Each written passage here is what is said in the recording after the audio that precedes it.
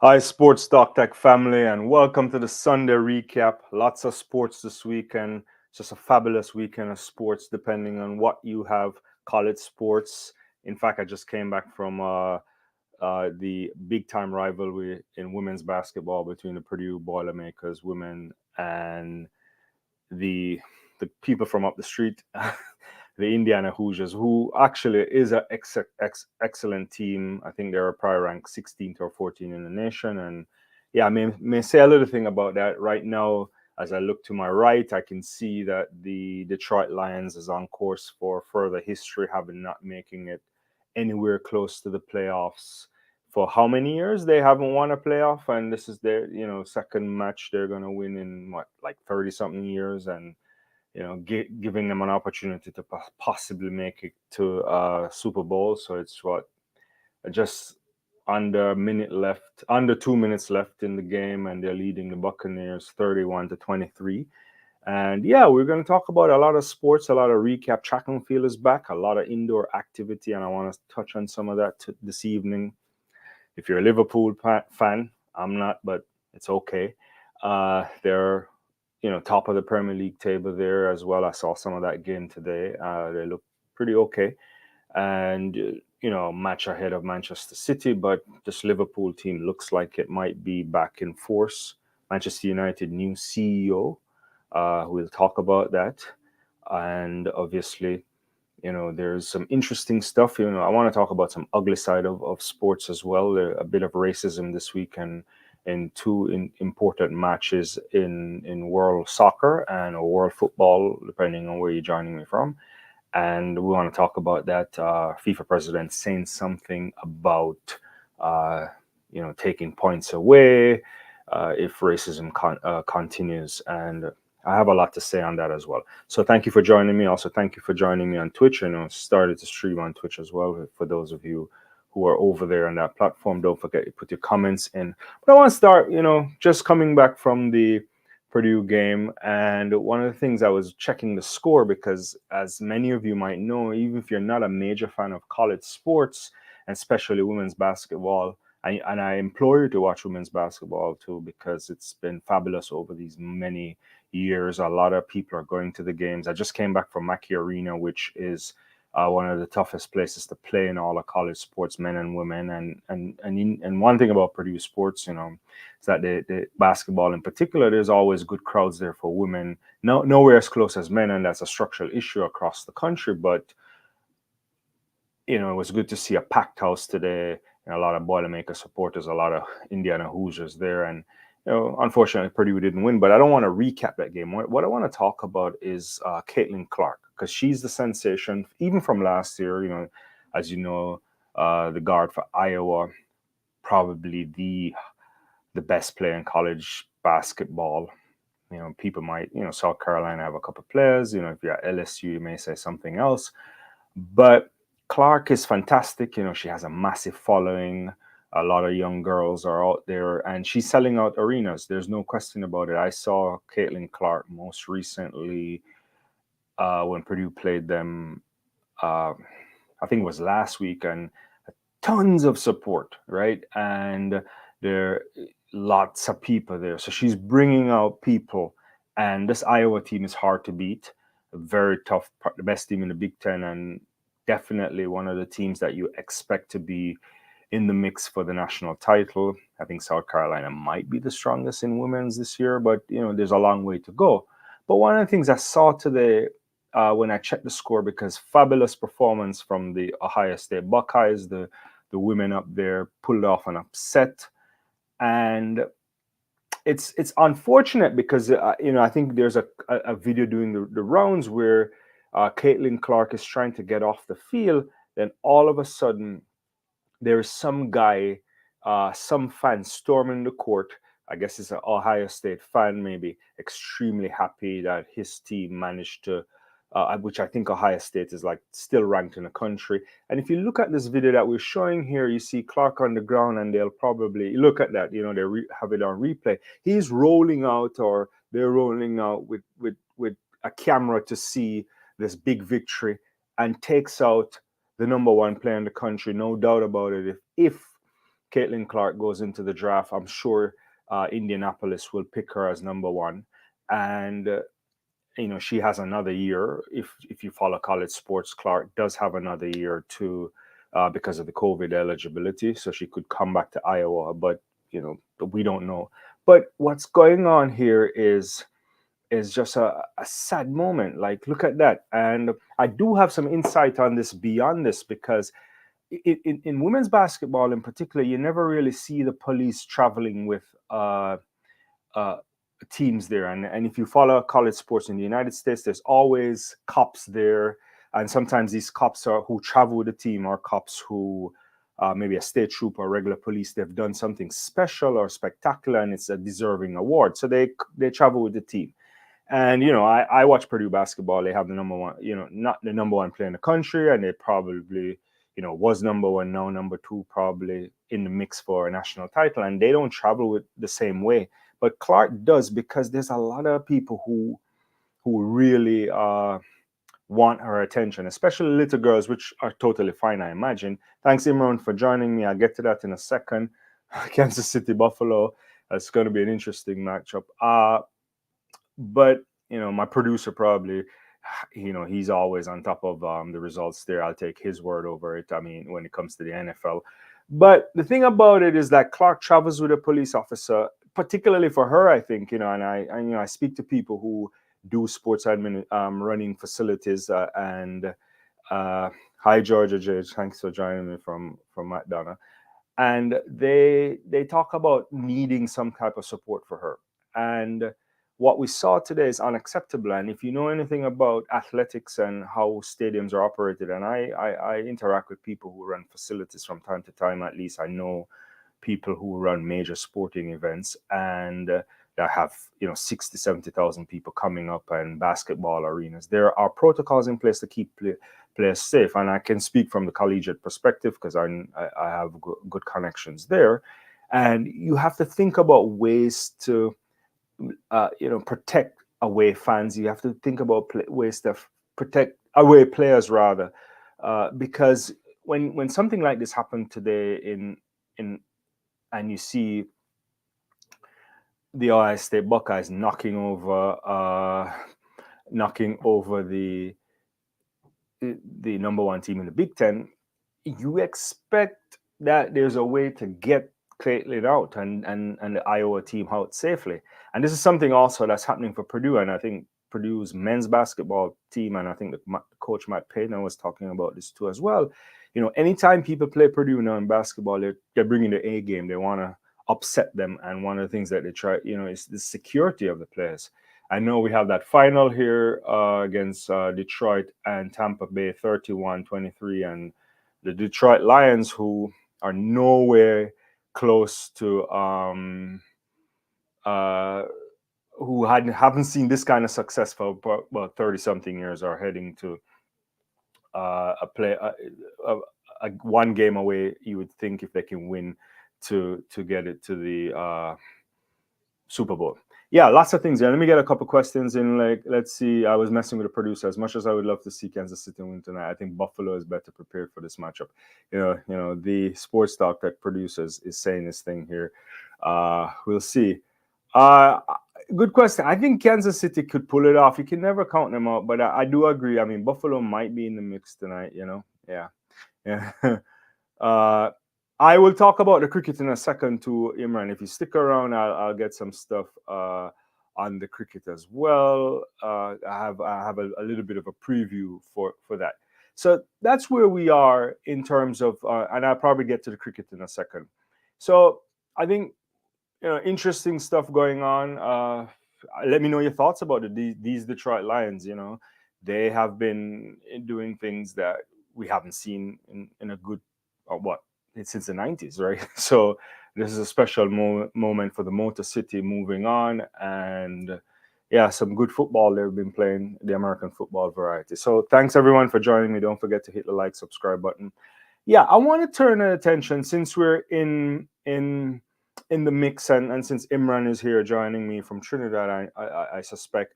We're covering a lot of things. I'm going to get to some track and field. I'm going to get to the new CEO of Manchester United, because I want to talk about that. Well, let's do a little bit of a preview for, I would say, for the second test match that's coming up soon.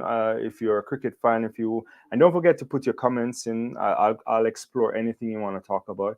But let's talk about the day and night test. So in a couple of days time, well, not couple of days, but by Wednesday, the second test match between Australia and the West Indies will take place at the Gabba. Should be a fantastic match, and you don't expect anything less than the Australians to pull this off and probably successfully win. What we do know is if you remember that chase the not the chase but the West Indies only managed to give Australia what was it, 25 runs to win the test match, and that was done quite comfortably. And at the end of that match, almost at the end of the match, there, Shamar Joseph, who has been the standout player for the West Indies, the guy from Guyana, we've been talking about him. The world is now finally get to know him, because even people in the West Indies, in the Caribbean rather, they don't really know Joseph that much. His story is interesting. He comes from a village in Guyana that apparently you need a boat ride to get to in order to get down there, and it's a little bit rural, it seems like. And in addition to that, the guy was a security officer just recently, like what, a year or so, almost 2 years ago, and then to find himself in not only first class cricket, which playing less than 5 first class matches, then get yourself into a West Indies setup that can play test match cricket. In many ways, this is a really interesting kind of thing, right?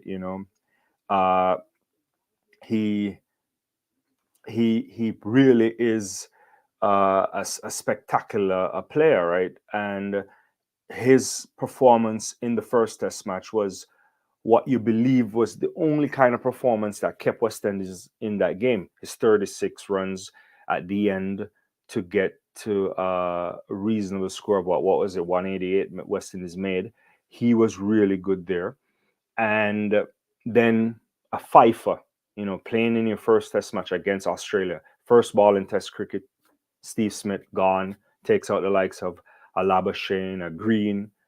And at the end of that match, in the second innings for Australia, just chasing a measly 25 runs or so, he hits Usman Khawaja, right? And if many people remember, Khawaja had to come off of the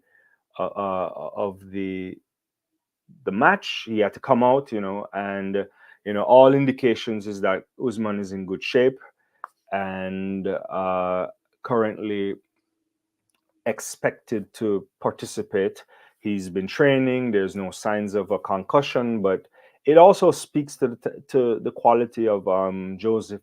Only 20 something runs, but still coming in hard, and it was really a short, nice bouncer that got up onto underneath the jaw area there. Unfortunate for Khawaja, but also showcasing the ability of the bowler in particular. And it was good to see. And when I saw that bouncer too, it reminded me, and I don't want to make comparisons, so I'll say this: it's not a comparison with the late great Malcolm Marshall, but the ball itself reminded me, or the way in which he delivered that was something there. So we expect the second test match it's a day and night match, as Imran talks about. It's a pink test ball. It's going to start, if you're in this side of the hemisphere, 11 o'clock Eastern Standard Time. I think if you're in Trinidad or so, it might be 12 o'clock or something like that. And so, I'll try to be live for a little bit of that. It's a work week, but I'll definitely try to get on, get there.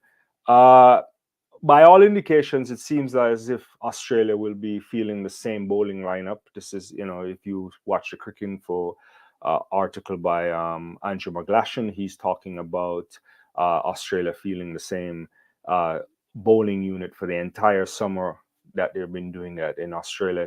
And at the start of the summer, you wouldn't anticipate that to happen, but they barely finished the test. The test match finished in less than 3 days, and so there's no real concern. So the likes of Mitch Stark, Pat Cummins, definitely will be there. Nathan Lyon, I mean, this is just a magnificent bowling performance, and I mean, you got to think about it. The probably the pick of the lot this summer uh, for for Australia is thinking through how good these bowlers have been, right? And you, you probably the best bowling lineup. Josh Hazelwood has been the pick of the lot for me. 250 Test wickets this year. Getting to 250 Test wickets. So you expect that that they will come back again and put immense pressure on the West Indies batsmen. And what kind of result can you expect? I don't know. I mean, I only what I want to see is more improvement from the West Indies batters in particular. I want to see some more support of the bowling. I need Alzarri Joseph to do something more than what we've seen here. He's the senior bowler. He has to think much uh, better in the cricket match. And I expect we shouldn't expect much from Joseph. He performed extremely well in the first match there in Adelaide, but hopefully we get more of the same from him, right? I don't know if West Indies will make any changes to the lineup. I don't anticipate Australia doing this. This is what we've been hearing. They probably will pick the same team. Yeah, yeah. And but what we want to see is, can West Indies come out and do something? Will they make any changes? I saw earlier here that Imran was saying we should drop Alzari and bring in Kevin Sinclair. I don't think that will happen. That won't happen. Unless he's injured, because Alzari is the main bowler for West Indies, right? And that's why they were rested him for the last two T20 matches that were at the Brian Lara Academy there in Trinidad and Tobago. They rested him for a reason, in order to prepare for the Australia tour. So I think he'll be there. I don't know if Kevin Sinclair is ready. I know you like Kevin Sinclair, but we'll see. Thanks everybody for joining. There's a lot of things coming up here. Coming to say West Indies did worse than Pakistan. Probably. I mean, but also I think if we're being honest with ourselves, Pakistan, they have more talented cricketers than the West Indies right now, right? On balance in so I don't know. I mean, there's a moment there in that game in the series where Pakistan was struggling as well, but anybody would struggle in Australia. And only India went there what last time and did creditably well, but Australia don't really give away anything at home. And so if you're not at your best, West Indies bringing a team to Australia that has what 7 uncapped players at the time. They started a match where they put a bunch of people in. Then I, we Graves debut. Who else they got debut? Hodges. So I think the expectation from the West Indies are different. I think individually there are also some things that they could do well. I think they did well in the field in general. Maybe a one drop catch from Joshua De Silva, but it's the players that are more experienced that didn't really perform as well as we anticipated. The captain Brathwaite should have done better, I believe, with the bat. Joshua De Silva too, he has to hold his hand up, made some interesting errors there. The question is also about Shanda Paul. Is there some technical deficiencies there that the Australians are seemingly exposing but they expose everybody, right? This is interesting. I remember actually this morning on one of my social media feeds, I remember the 4-6 all out that England got in Queen's Park Oval in the 1990s, where Curtly Ambrose was just on fire. And sometimes when you get these great bowlers, they can destroy a lot of teams. And Josh Hazelwood, amazing summer. The same for Pat Cummins. I think he's one of the greatest bowlers that we've ever seen, and the ability to get people out, thinking bowler. So I don't expect much. I hope there's improvement. There's bright sparks from there was a bright spark from the Jamaican guy, what's his name, McKenzie. But outside of that, there's not much that occurred in that test match from a batting perspective that would give us hope. We also have to stick with Gudakesh Moti, because if you want him to succeed, in Test cricket, then he has to play Test cricket. So you have to give him at least, I would say, 10 to 15 matches. Well, maybe not 15, but 10 matches. But 15 matches for West Indies in Test cricket might take 4 years now, right? So we'll see. So there's some interesting things there. Under 19 World Cup is going on. I didn't watch any. I haven't watched any of it. I saw that fantastic 130, at least some of the highlights from that kid against South Africa. But I have not been watching it. So if you've been watching the Under 19 World Cup, then kudos to you. I'll try to catch some of it. But that's the preview. I hope West Indies will perform much better come Wednesday, and we'll be there. I'll talk about it just before. I can't imagine there's going to be much changes. I see there's Imran asking for Kevin Sinclair, but I don't know. At the expense of yeah, I can't see unless they're done with Roach and he's like, this is my time.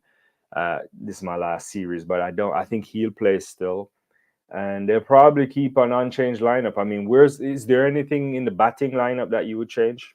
When I look at the squad, I don't really see much. There's a potential other person to change, but I think they probably just go with what they have, right? So this is where we are, yeah. And what is this? Cricket West Indies CEO said he think West Indies can win the World Cup, and Darren Sammy, he said, yeah, I actually heard he was talking to, I think, former England captains Mike Atherton and who else was on it? Was it Nassau saying on it too? I think both of them are captains of England. Yeah, Johnny Graves, CEO of West Indies Cricket, was talking about some interesting stuff. I mean, I heard that podcast as well. I think it was a really good. I think I listened to it on Friday, and there's some outside of thinking they can win the World Cup. I think West Indies are in the mix to perform well at the World Cup. Not only that, they're hosting, so they should use the conditions to their liking, and hopefully we get a Caribbean World Cup, and one in which we get a real feel of what that means. When the World Cup was in the Caribbean in 2007, the ICC came over and did some interesting kind of stuff, and so we want to get that kind of vibe. Let me see. I have a couple of things on this. I was fortunate in December to come to Trinidad, and I saw West Indies T20 outfit in the flesh. I saw some things and we've been seeing this through the performances. And I think I'm having a camera stick. I don't know what that is. If my camera is sticking, then let me know. But we saw some interesting performances from the likes of the West Indies against South Africa, the series win against India as well, and then obviously leading into this there. And just to check if my producer is on the line. I mean, I'm not sure if I'm still in focus. So yeah. I think I'll do an interesting thing here real quickly and come back here. I'm not sure why. I'm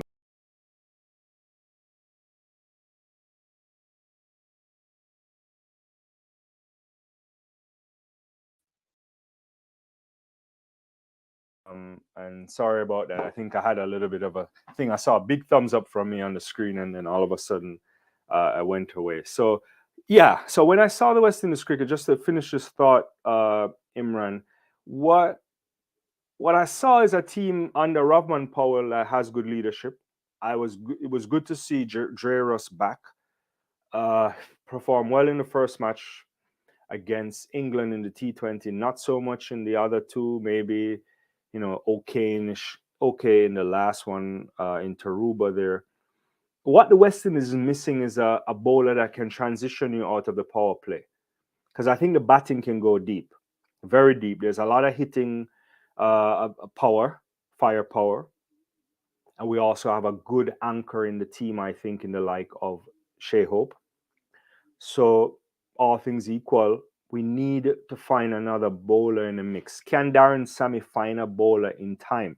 I thought Moti looked decent, but what do we do with Shafin Rutherford? What's happening in terms of unearthing a bowler that can help you after the power play? That's the kind of big thing that's missing. Just for me to come out and say that West Indies are one of the favorite teams for the World Cup. I'm confident that with the fight, with better feeling, with some of the batting that I see, and some decent bowling, uh, then they can be competitive. Yeah, I see you saying something about Ramari Shepherd. He also never featured in the end.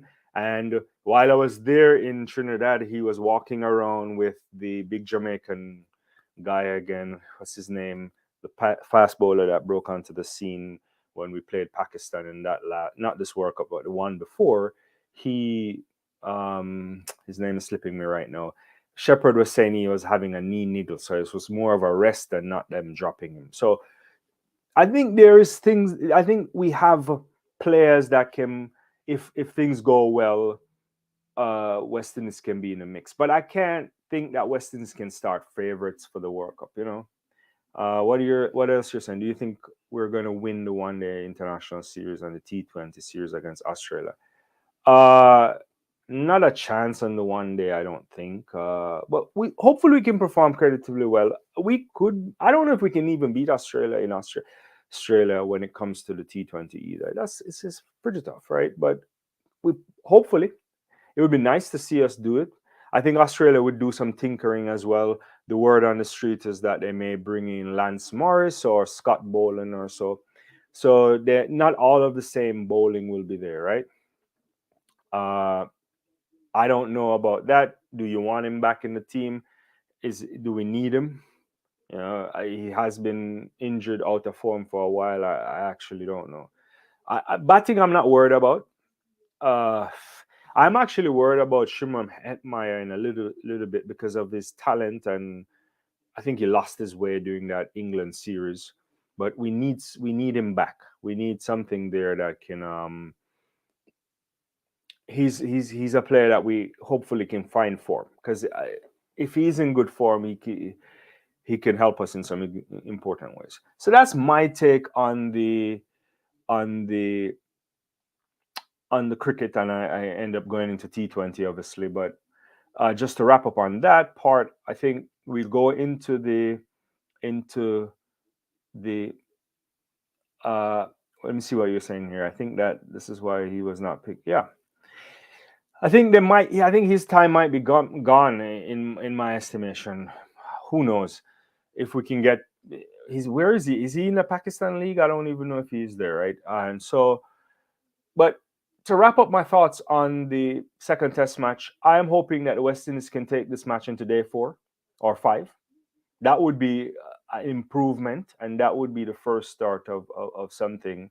And I hope to see more from Joseph, and that kid is special, and hopefully he can deliver again. But if he doesn't, it's the second Test match, right? Okay.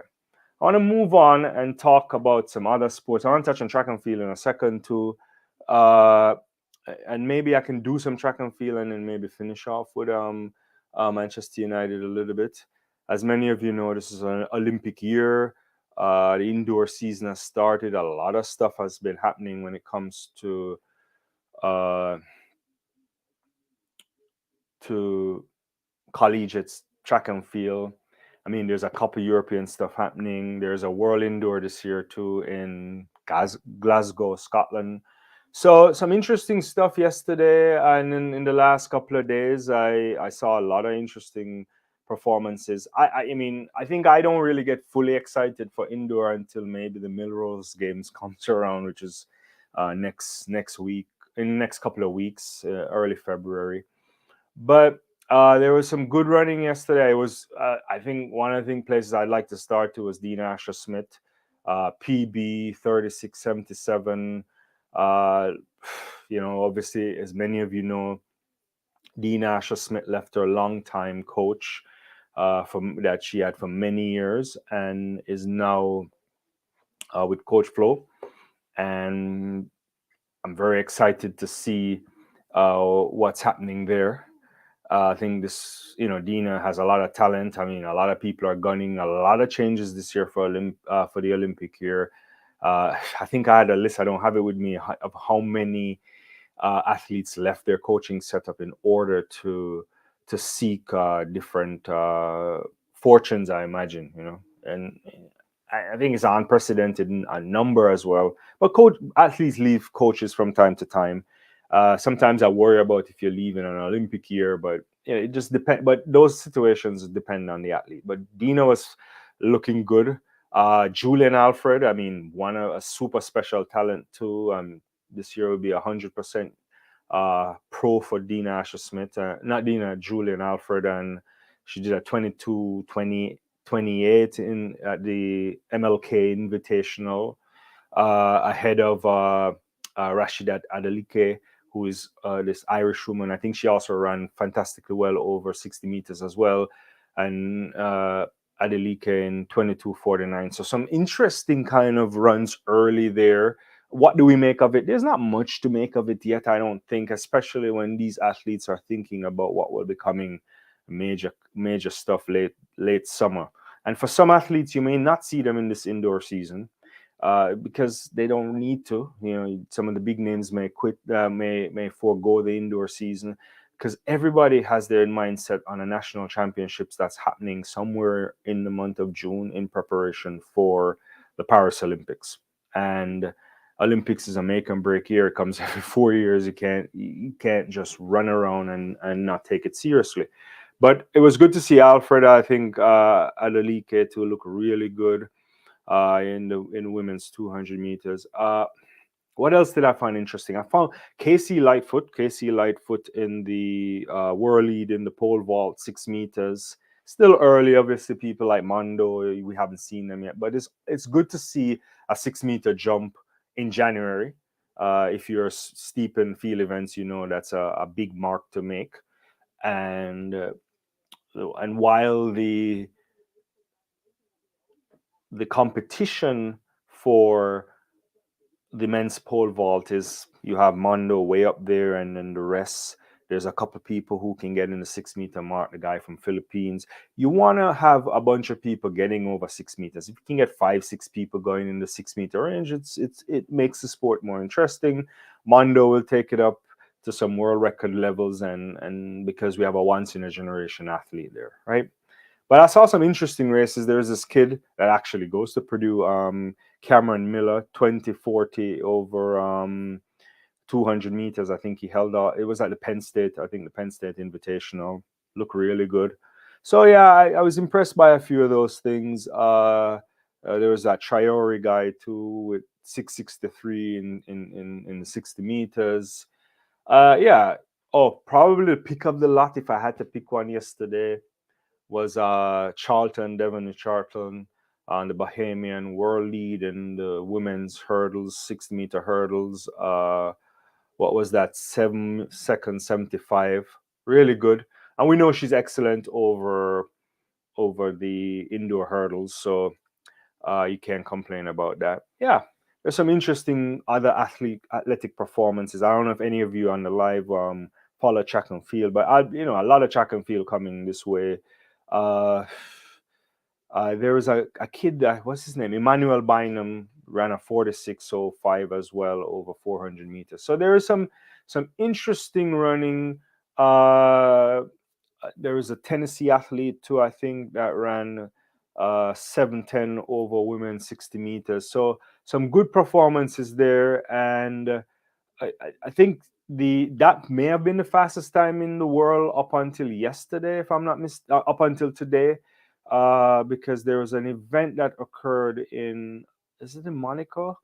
I'm trying to remember, in Luxembourg rather, where Van der Weeken, I think, ran 7:09 over 60 meters. Right? We all know Hobbs did a 7:11. When was it? On the 12th. And so there's athletes there in the mix, but Tamara Clark, I think, is also having a good start to the indoor season as well. She's also sub 23, 22:7 as well. I think on yesterday was the 20th. Yeah. So there's some things to look out for. I mean, it's just a little bit of a primer. We haven't gone anywhere yet in terms of the big indoor season, Melrose games coming up, but lots to watch this year because a lot of interesting stuff. Speaking of the Olympics, I think the NBC, if you live in the United States, obviously they have the rights to the Olympics, and I saw for the first time, because I don't think I saw the ad today, there was Noah Lyles ad where he was in some kind of a cape or something of the sort, where he was running, and there's been some Noah Lyles stuff that I've been hearing, a lot of Shakari ads as well. So they're gearing up for the Olympics here in the United States, and lots to see, lots to see. I mean, we'll be covering a lot of that uh, and more as we progress through these months. So yeah, if you want to talk about what happened in track and field, I'm happy to talk about it. But there's a lot of races that occurred over this past weekend. I tried to watch as many as I can. I didn't really watch all the meets in its entirety because I was watching a lot of sports, and I was also a little bit busy. But I did watch like clips of some races and a lot of interesting stuff. So that's my take on the weekend's activity for track and field. In a moment, I will change the discussion and talk about Manchester United and their new CEO, because I have a lot to say on that as well. But before that, let me see what's going on here. A couple comments I missed from Imran. Oh yeah, Evan Lewis is playing in South Africa. Who do you think will win the Kentucky Derby? I have no idea. If you have if you have a sense of who will do this, let me know. I actually need no. I think I can't be at the Kentucky Derby this year. I wanted last year. I wanted to go, but I think I was in Egypt. I think, but I don't think I can make the Kentucky Derby this year either. I might be traveling. So, but yeah, it's one of the things on my list to do. So we'll see. All right. Okay. I want to transition to Manchester United a little bit. And I mean, yesterday there was some late breaking news from the Athletic, and the Athletic at that time, and I want to share something in a second here. Uh, they announced that the footballing operations guy from Manchester City, Omar Barada, he took the job to become the new CEO of Manchester United. Now, this is a kind of an interesting development. As many of you know, the Manchester United Football Club, has been struggling under Glazer management, or ownership rather. And last for a good year, they put out that the club was up for sale or for partial sale. Many thought it was going to be Sheikh Jazim, or it boiled down between Sheikh Jazim and the Ineos group. And in the end, so Jim Ratcliffe, he managed to secure uh, a minority stake in Manchester United, but also not only just a minority stake, but a stake that allows him full control of football operations. And most people who follow the club, whether they like the club or not, will point to how this great club has not been performing well when it comes to the football side of stuff, in terms of the direction, the recruiting, everything about football has gone down the drain when in the post Sir Alex Ferguson era.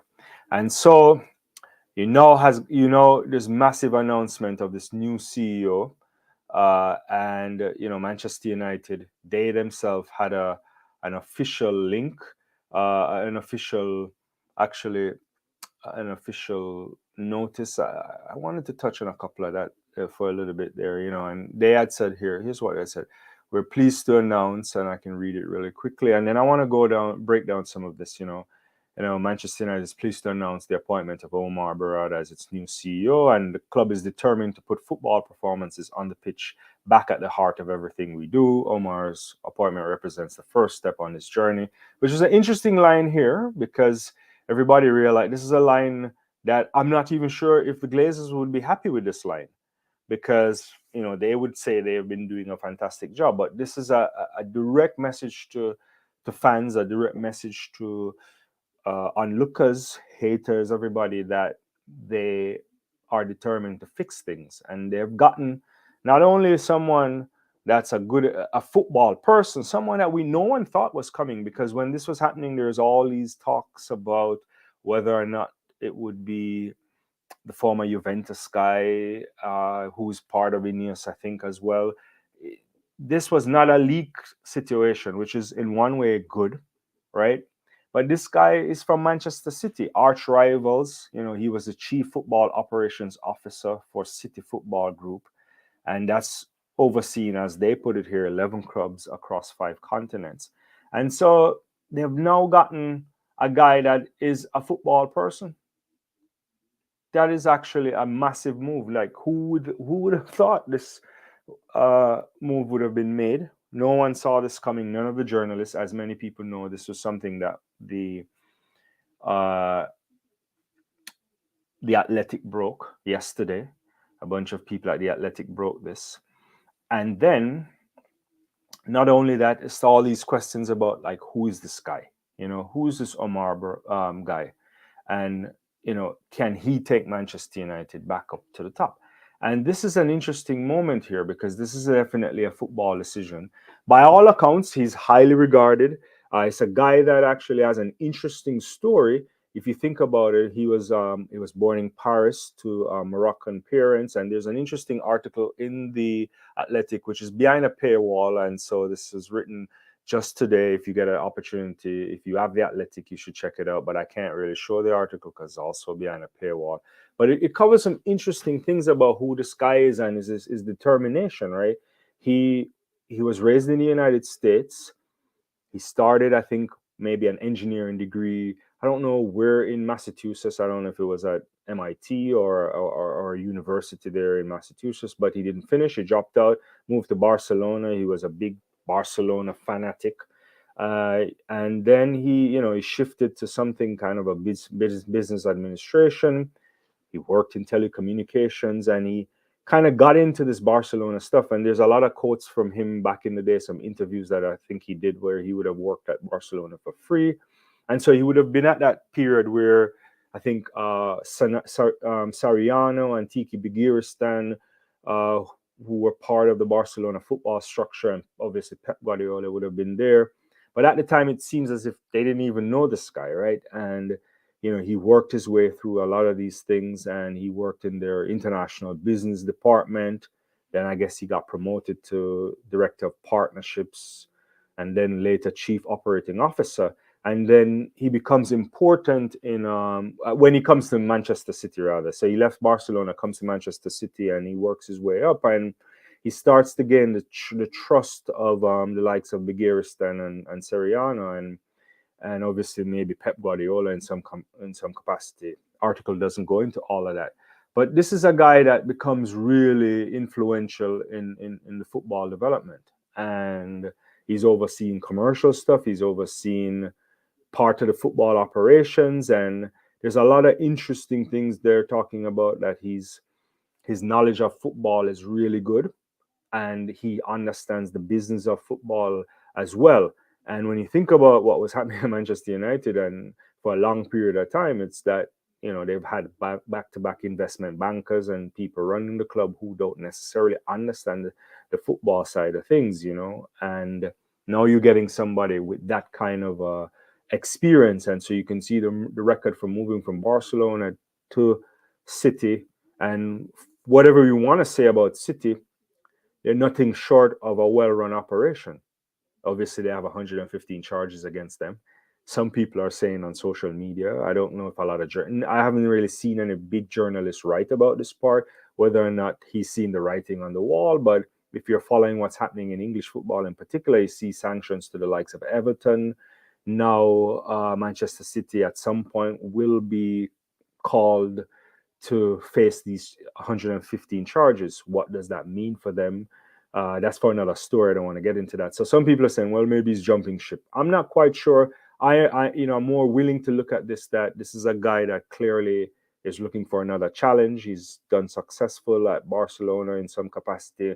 Most of his major hits now, obviously, at Manchester City, and they have a big time structure. Obviously, they have big time money, but this is a guy that some people say was instrumental in the Haaland move. He can suss out things. He can be a closer. He's in the room when if Bigiristan isn't there or others, he's part of that influential setup of bringing players, recruiting top quality players that now go to Manchester City. And so you expect him to come to Manchester United and try to sort that out and see. Uh, it's not easy. This for all of City's achievements and as a club, Manchester United is a much bigger club in terms of global appeal, and obviously not.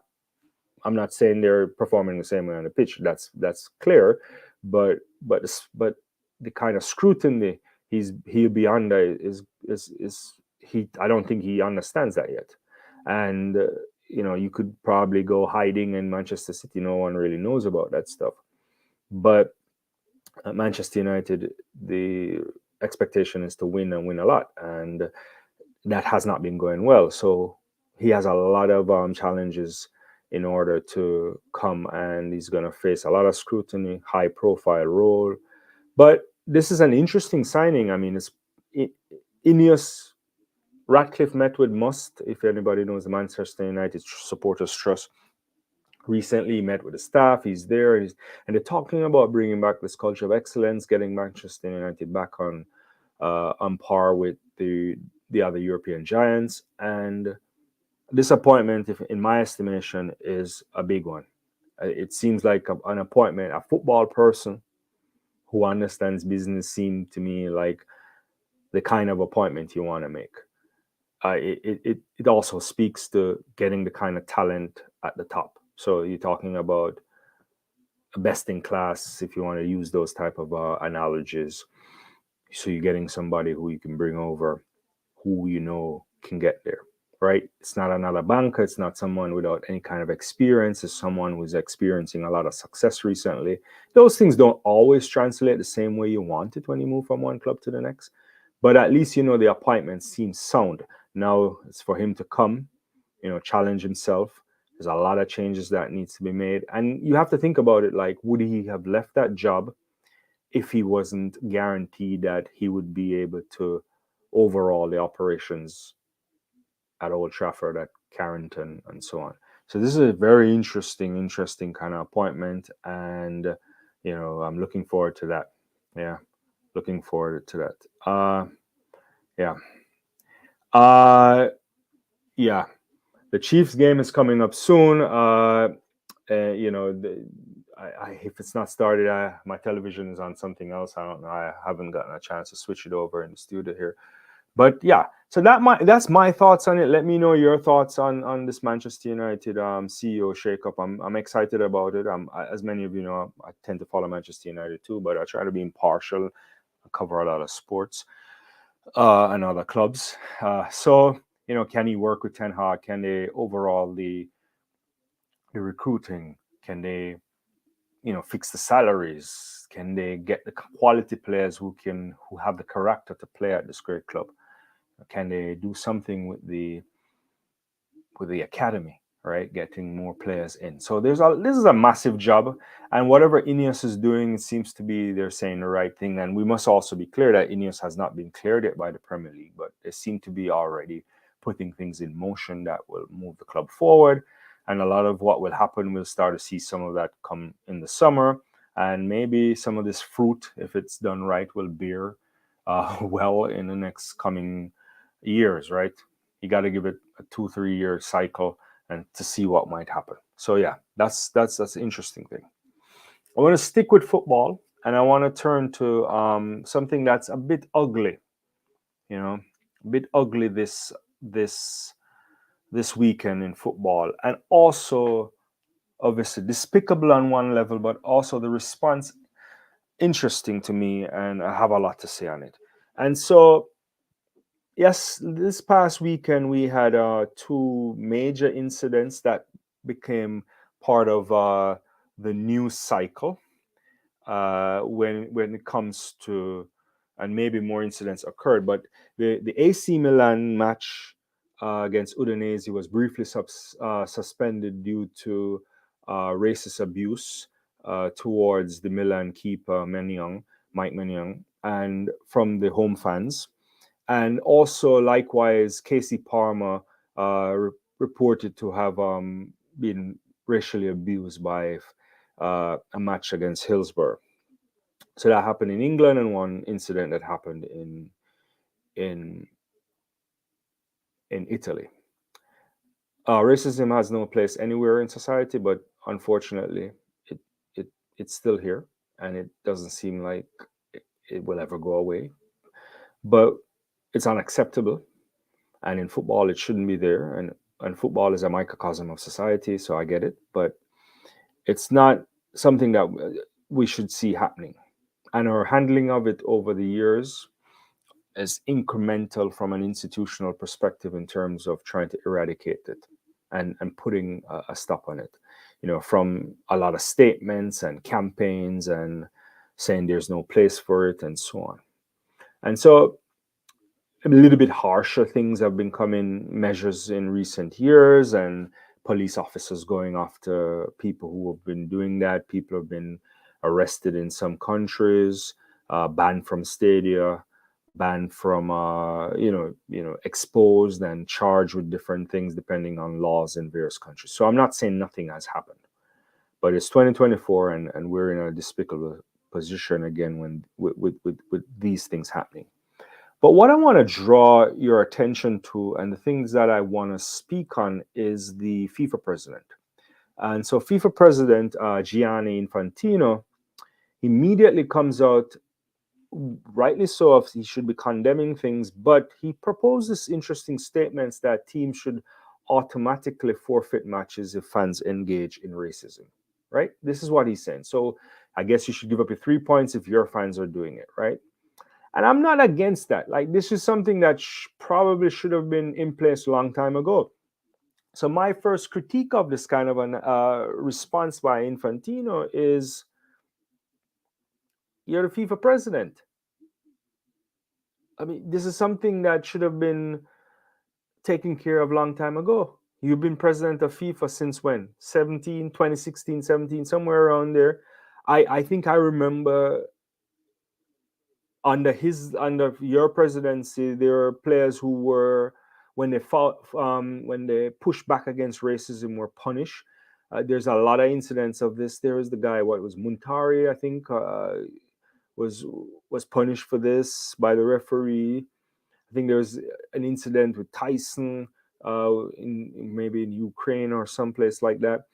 And when players point that out, the culture at first was like, you got to take it, and I get it, because historically, fans get rowdy, they say things to aggravate you, and you have to take that as professionals. But when it crosses the line for me, when you start to be racist or anti-Semitic or misogynist and so on, you could boo fans, can boo players, they can make interesting chants, but it crosses the line when it gets to those things. And so Infantino is saying, yeah, we should get rid of this, right? Not get rid of it, but we should get to a stage where what we need to be doing is to be taking away points. I'm all for it. Why haven't the FIFA Council, why isn't UEFA, national associations and so on, haven't gone down the road of harsher punishments, right? Criminal charges need to be there, bans from stadium everywhere. We get it, right? This is what's going on. Well, we need these things, and we keep talking about need solidarity with the victims and so on. All of that kind of thing, I get. But if you really think about it, and the real reason and the heart of the matter, and that's why when we talk about, I always talk, I'm actually teaching a course this semester on sports and politics. When you think about what it takes the athletes to do more, to push things in order for any kind of change, and this should not be the case. Football is a global institution, billions of dollars, the most watched sport on the planet. So much games going on, so many games, competitions, levels. It shouldn't be up to the player. It shouldn't be up to the goalkeeper to walk off because he's fed up. It shouldn't be up to Palmer to be saying that his kid, he's trying to reinforce to his own children that he's black and he's proud of it because people are abusing them. They shouldn't have to be doing these things in the workplace. And the truth of the matter is, if players don't walk off and don't and stop matches, we won't see the institutions getting harsher. The punishment must come from FIFA and all these governing bodies. They must sit down, stop what they're doing, and go as harsh as you can. And obviously, I don't care who you are, you're a fan, your team might be doing it.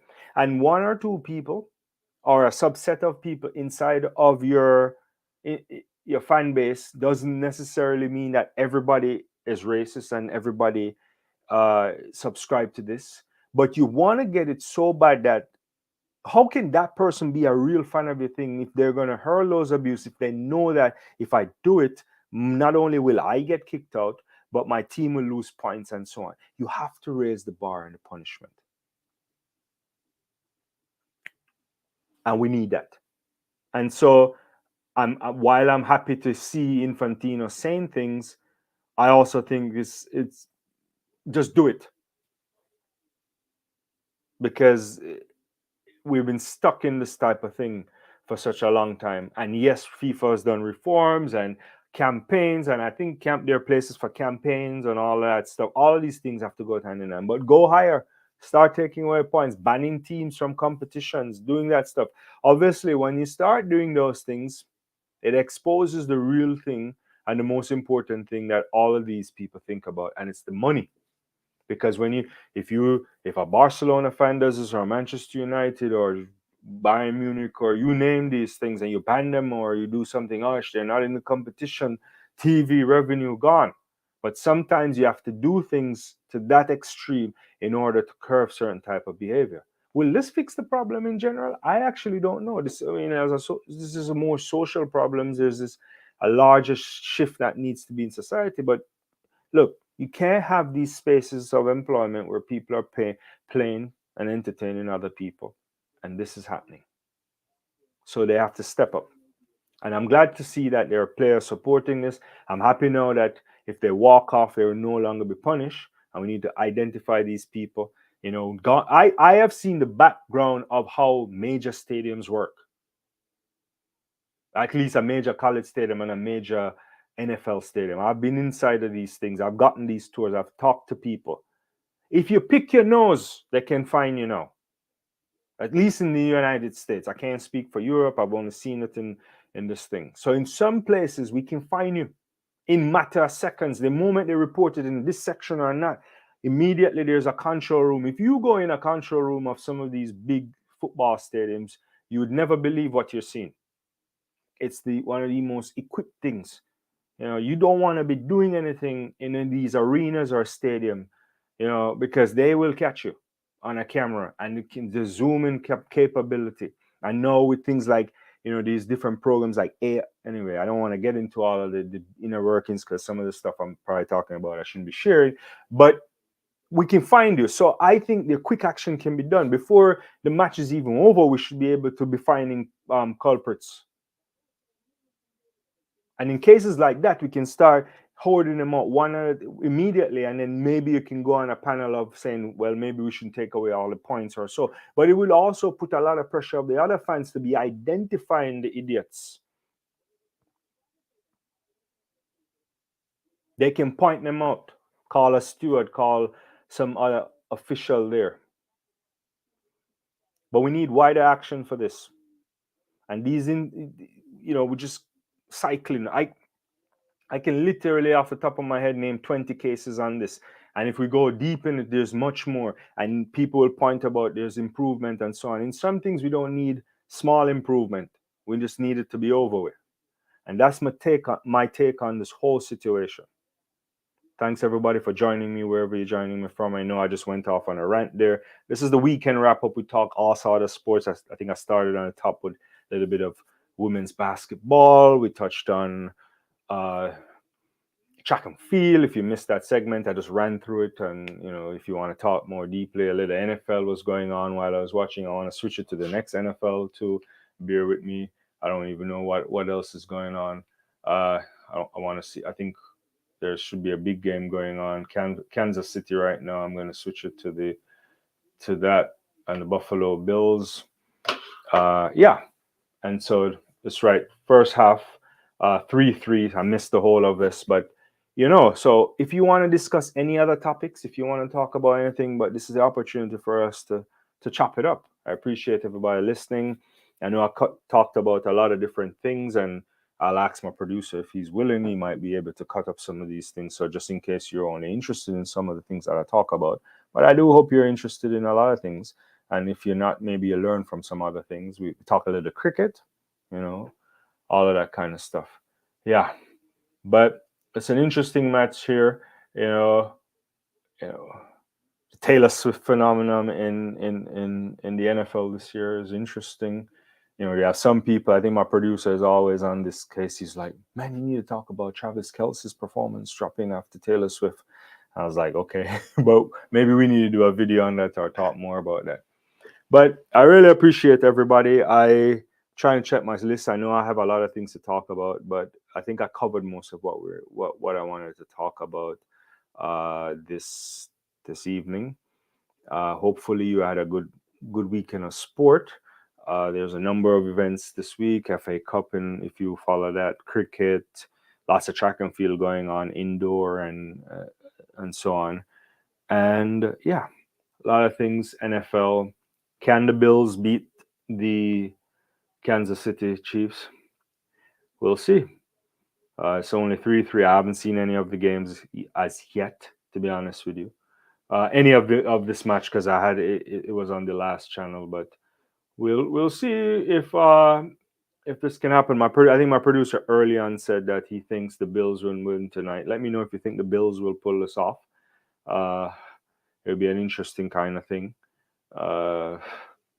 Last night I saw the Baltimore team there.